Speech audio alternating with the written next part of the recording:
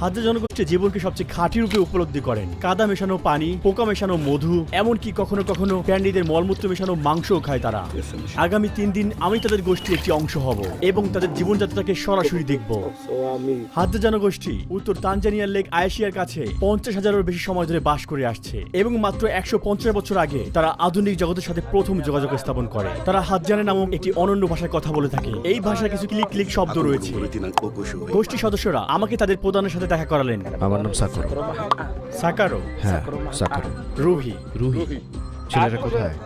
চলো দেখি কি করছে। এত তাড়াতাড়ি চলে যাওয়া ঠিক হয়।